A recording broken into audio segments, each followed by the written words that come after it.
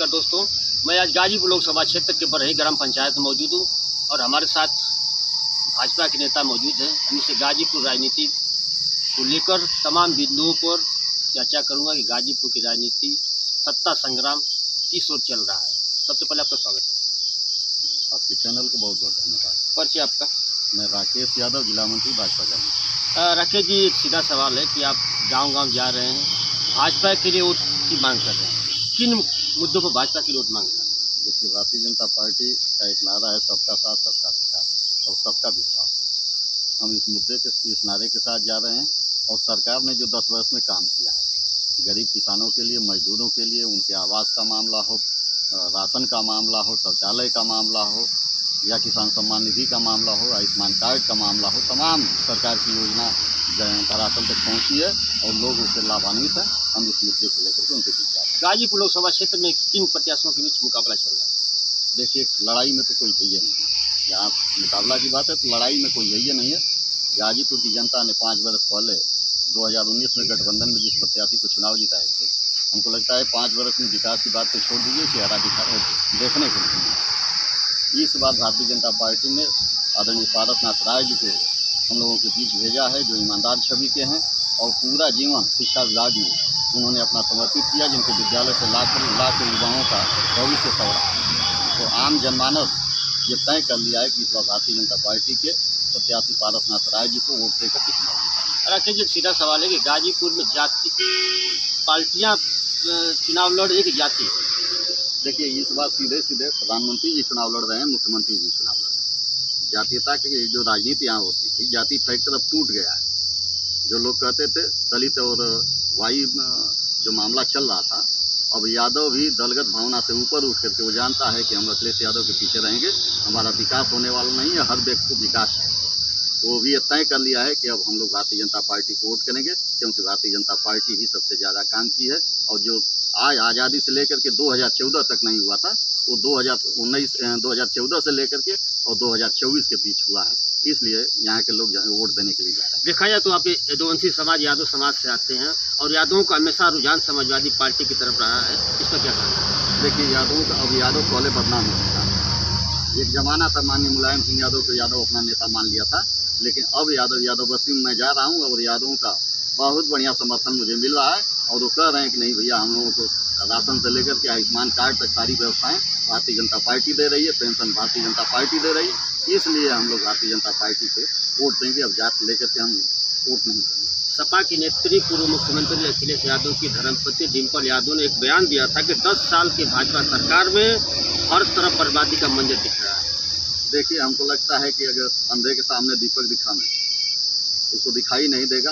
वो 17 से पहले का कार्यकाल याद करें, जब ये यहाँ अपराधियों का बोलबाला था, भ्रष्टाचारियों का बोलबाला था।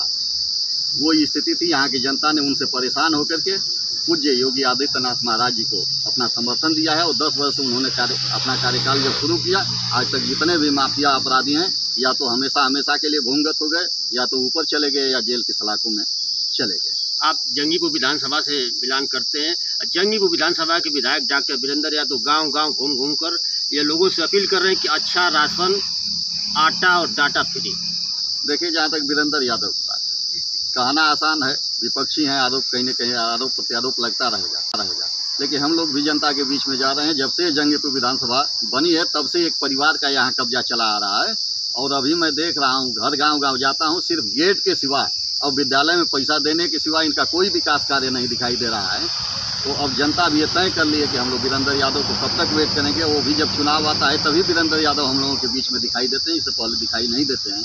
तो जात के नाम पर कब तक वीरेंद्र यादव गुमराह करेंगे। अब वीरेंद्र यादव जो आरोप लगा रहे हैं, उस परिवार से पूछिए जिस परिवार में शाम का सुबह का भोजन नहीं बनता था, आज वो 5 केजी राशन उनके लिए कहीं न कहीं वरदान साबित हो रहा है। इंडिया गठबंधन के प्रत्याशी अफजाल अंसारी हैं, जो जीत का दम भर रहे हैं। देखिए, इंडिया गठबंधन के प्रत्याशी जीत का दम भरने की बात है। हमको लगता है निर्दल प्रत्याशी जो है वो भी जीत का दम भरता है, लेकिन यहाँ की जनता जान चुकी है और अफजाल अंसारी भी जान चुके हैं। 5 वर्ष में जो यहाँ की जनता ने उनको जनादेश दिया था, आज तक एक भी उनका विकास कार्य नहीं हुआ। और विकास कार्य की बात छोड़ दीजिए, उनका चेहरा तक किसी के दुख सुख में शामिल नहीं हुआ। बीएसपी प्रत्याशी डॉक्टर उमेश सिंह कह रहे हैं कि हम लाखों को वोट से जीत रहे हैं। देखिए, बीएसपी प्रत्याशी का जहाँ तक मामला है, तो लंबे समय से राजनीति किए हैं। चूँकि गाजीपुर में उनका दखल नहीं रहा है, इस बार आए हैं, अभी गाजीपुर की जनता ठीक से उनको पहचानती नहीं है। कहने के लिए वो कुछ भी कर लें, 4 तारीख को परिणाम सामने आ जाएगा। अखिलेश यादव ने गाजीपुर में बयान दिया था कि इस बार देश की 140 करोड़ जनता 140 सीट भी जीतने नहीं देगी। देखिए, जहाँ तक अखिलेश यादव का मामला है, मैं पूछना चाहता हूँ कि 2019 के चुनाव में जब उनका गठबंधन हुआ था, बसपा और सपा, और माइनॉरिटी वोट जब उनके साथ था, उस समय भी वो दावा कर रहे थे कि सरकार बनेगी, सरकार में मैं शामिल हो जाऊंगा। लेकिन उत्तर प्रदेश की जनता ने उनको सबक सिखा करके भेज दिया। 5 सीट तक ही वो आकर के सिमट गए। इस बार तो उनके पास बसपा भी नहीं है, मेरे साथ सुहेलदेव पार्टी भी नहीं थी, मेरे पास राष्ट्रीय लोक दल भी नहीं था। तो ये उनका खोखला वादा है, और जो निवेदी लाल का सपना देख रहे हैं कभी पूरा होने वाला नहीं। राकेश जी, आपने दावा किया कि पारसनाथ राय भारी मतों से विजयी हो गए। अगर सपोर्ट डे तो लोकसभा का चुनाव निर्वाचित हो जाते हैं तो गाजीपुर में विकास गंगा किस तरह बनेगी? देखिए, 2014 से 2019 के बीच जो विकास गंगा यहाँ चली है और रुकी है, उसको दोगुनी गति से चलाने के लिए पार्टी के हाई कमान माननीय प्रधानमंत्री जी ने, माननीय राष्ट्रीय अध्यक्ष JP नड्डा जी ने, गृह मंत्री माननीय अमित शाह जी ने, माननीय राजनाथ सिंह जी रक्षा मंत्री जी ने इनको हम लोगों के बीच भेजा है कि अगर गाजीपुर की जनता ने मौका इनको दिया तो जो विकास कार्य 19 में रुका है, वो कार्य 24 से दोगुनी गति से चलेगा। अगला सवाल, आगामी 1 जून को मतदान होना है। क्षेत्रवासियों और जनपदवासियों को क्या अपील करना चाहते हैं? देखिए, समस्त जनपदवासियों से और क्षेत्रवासियों से मैं अपील करना चाहूँगा कि भारतीय जनता पार्टी के कार्यकाल में 2014 से एक भारत रहा है, लंबे समय तक कार्यकाल चला है। 2014 के बाद जो बदलता हुआ भारत है, आज हर गांव का गरीब किसान खुशहाल होता नजर आ रहा है। तो हर आम जनमानस से मेरी ये अपील है कि अपना बहुमूल्य वोट दे करके और भारतीय जनता पार्टी के प्रत्याशी आदरणीय पारसनाथ राय जी को भारी मतों से विजयी दिलाएंगे, ये मुझे पूर्ण भरोसा है। बहुत बहुत धन्यवाद।